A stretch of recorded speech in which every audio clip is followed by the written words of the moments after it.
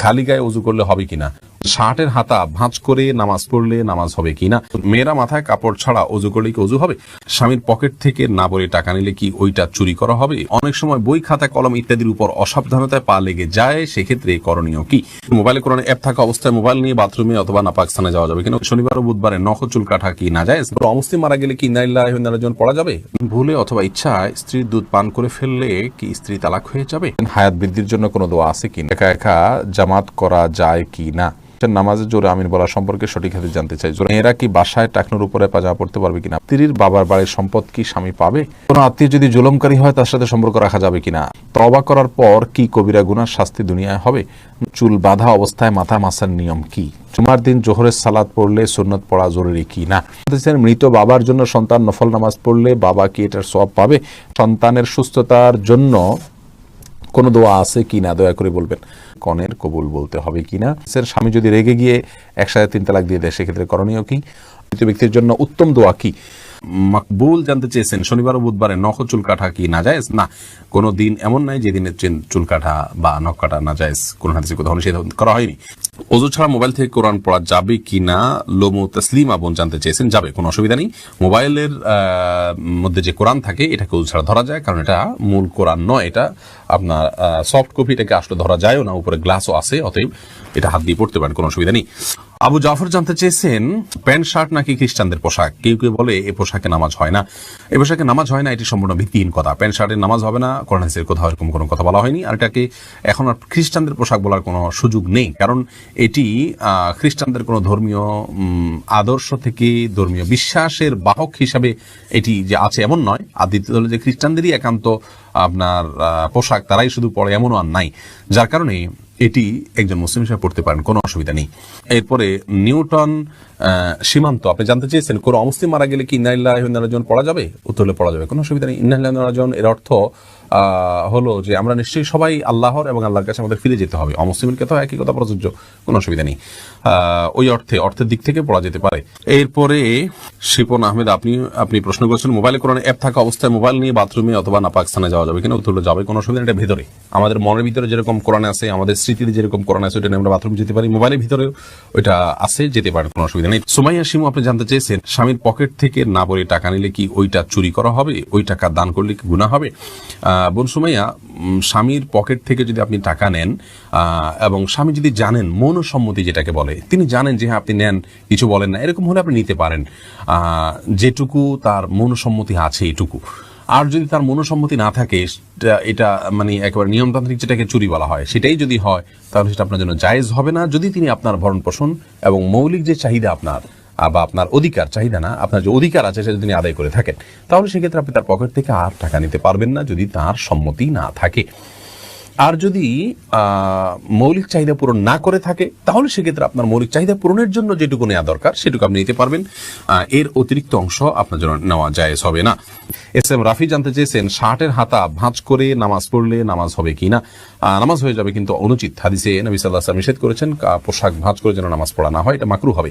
সাকিবুল হাসান জানতে চেয়েছেন মেয়েরা মাথায় কাপড় ছাড়া ওযু করলে কি ওযু হবে, মাথায় যদি কাপড় ছাড়া ওযু করেন আপনি, তাহলে সেক্ষেত্রে আপনার ওযু হয়ে যাবে, ওযুর জন্য মাথা কাপড় কোনো জরুরি না। আন হুসাইন আপনি ইউটিউব চ্যানেল থেকে প্রশ্ন করেছেন ভুলে অথবা ইচ্ছায় স্ত্রীর দুধ পান করে ফেললে কি স্ত্রী তালাক হয়ে যাবে। দেখুন, ভুলে বা ইচ্ছাকৃতভাবে যদি কোনো স্বামী তার স্ত্রীর দুধ পান করে ফেলে, তাহলে তার কারণে তাদের বৈবাহিক সম্পর্ক নষ্ট হবে না, এটি বিশুদ্ধতর মত এবং এটি জমহুর উলামা ইকরামের মত। কেউ কেউ এর ব্যতিক্রম বলেছেন, কিন্তু সেটি আসলে গ্রহণযোগ্য নয়। অতএব স্বামী যদি স্ত্রীর স্তনে মুখ দিয়ে দুধ পান করে ফেলেন ভুলে, তাহলে তার কারণে সম্পর্ক, তাদের স্বামী স্ত্রীর সম্পর্ক নষ্ট হবে না। নবী করিম সাল্লাল্লাহু আলাইহি ওয়াসাল্লাম বলেছেন ফাইন্নামার রাদাআতু মিনাল মাজাআহ, অন্য হাদিসে আসছে লা রাদাআ ইল্লা লা রাদাআ ইল্লা ফি সানাতাইন আও কামা ক্বালা আলাইহিস সালাম, 2 বছরের বাইরে গেলে যদি দুধ পান করানো হয়, সে দুধ পান করানোর ভিত্তিতে হারাম হওয়ার সম্পর্ক সাব্যস্ত হবে না। এবং এ বিষয়ে দুরুল মুখতারের মধ্যেও স্পষ্ট ফতোয়া রয়েছে, এবং প্রয়োজন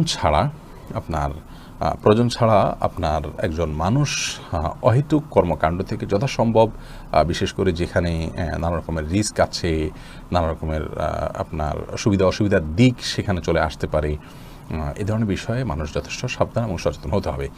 স্ত্রীর দুধ যদি অনিচ্ছাকৃতভাবে কারোর মুখে চলে যায় এবং সে পান করে ফেলে, তাহলে সেটা মানে ইচ্ছাকৃত যদি কেউ করে তাহলে সেটা নাজায়েজ হবে, গুনাহের কথা হবে। যদিও কোনো কোনো আমাকে জায়েজ বলেছেন, কিন্তু নাজায়েজ এবং গুনাহ হবে, এই মতটি অধিকতর শক্তিশালী। বিশেষ কোনো দোয়া নাই, তবে আত্মীয়তার সম্পর্ক রক্ষা করলে হায়াত বৃদ্ধি হয়। আরও বেশ কিছু আমল আছে হায়াত বৃদ্ধির জন্য, সেগুলো করবেন ইনশাআল্লাহ।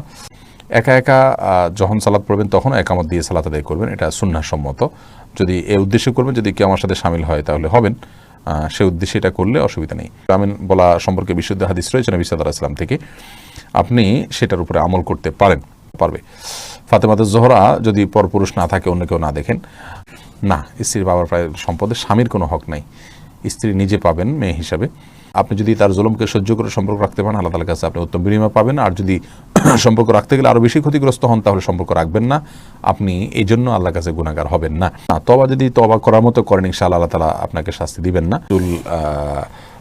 বাধা অবস্থায় মাথা মাসের নিয়ম বলতে আপনি বাধা যদি বলেন যে খোপা করতে হবে, খোপা করা অবস্থায়, তাহলে তার উপর দিয়ে করলেই হবে। হ্যাঁ, জোহর নামাজ অন্যদিন যেভাবে পড়েন সেভাবে পড়বেন। জোহর পড়তেছেন, মৃত বাবার জন্য সন্তান নফল নামাজ পড়লে বাবা কি এটার সওয়াব পাবে? না, বাবা সন্তানের সওয়াব পাবে না। তবে হ্যাঁ, বাবার পক্ষ থেকে নামাজ পড়লে সওয়াব পাবে বলে কোনো কোনো বর্ণনা দ্বারা বোঝা যায়। সালাত এবং সিয়াম এবং তেলাওয়াতের সওয়াব এটা মৃত ব্যক্তির কাছে পৌঁছানো যায়, জীবিত ব্যক্তি তার পক্ষ থেকে করলে, এরকম বর্ণনা থেকে বোঝা যায়। কিন্তু অটোমেটিক তিনি পড়লে এর সওয়াব তিনি পাবেন, বাবা পাবেন সন্তান করলে, এরকম না। তবে হ্যাঁ, বাবা সন্তান যদি দোয়া করেন তাহলে সেটা উপকারে আসবে বলে বিশুদ্ধ হাদিস দ্বারা স্পষ্টভাবে জানা যায়।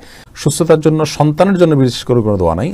আপনি আল্লাহ সুবহানাহু ওয়া তাআলার কাছে মা হিসেবে, বাবা হিসাবে সাধারণভাবে দোয়া করবেন, তার সুস্থতার জন্য আল্লাহ তাআলা কবুল করবেন ইনশাআল্লাহ।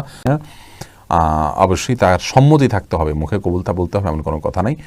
যদি আপনার মেয়ে অবিবাহিত হয়, কুমারী হয়, তাহলে তার সম্মতি কোনোভাবে বোঝা গেলেই বিয়ে হয়ে যাবে।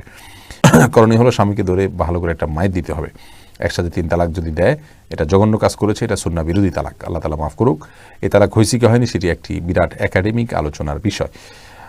তালাকের মাসআলা আমরা এইভাবে সংক্ষিপ্ত পরিসরে দেই না, সম্ভব হলে কোনো আলেমের সাথে সাক্ষাৎ করে তারপর নেবেন।